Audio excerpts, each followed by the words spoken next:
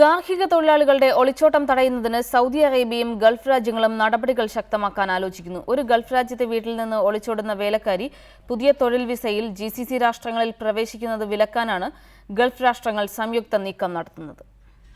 Gulf രാജ്യങ്ങളിലെ ഗാർഹിക തൊഴിലാളികളുടെ ഒളിച്ചോട്ടം തടയുന്നതിനാണ് GCC രാഷ്ട്രങ്ങൾ സംയുക്ത ശ്രമം ആരംഭിച്ചിരിക്കുന്നത്. തൊഴിലാളികൾ ഒളിച്ചോടുന്നത് തൊഴിൽ നിയമം അംഗീകരിക്കുന്നില്ല.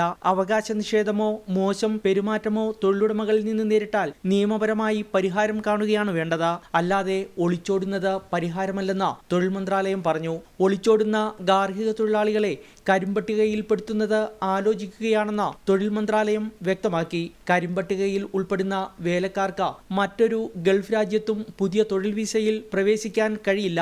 ഗൾഫ് രാജ്യങ്ങളുമായി സഹകരിച്ച ഗാർഹിക തൊഴിലാളികൾക്ക് E-ഫയൽ ഏർപ്പെടുത്തും. ഇതിന് സമാനമായി തൊഴിലുടമകൾക്കും E-ഫയൽ സംവിധാനം ഏർപ്പെടുത്താനാണ് ആലോചിക്കുന്നത്. തൊഴിൽ കരാറിൽ ഉൾപ്പെട്ട കക്ഷികൾ കരാർ വ്യവസ്ഥകൾ ലംഘിച്ചാൽ അവർക്കെതിരെ ശിക്ഷാ നടപടികൾ സ്വീകരിക്കുമെന്നും മന്ത്രാലയം വ്യക്തമാക്കി.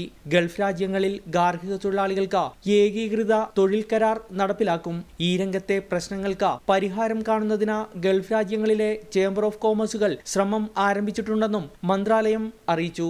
Nasaruddin VJ, reporter, Riyadh.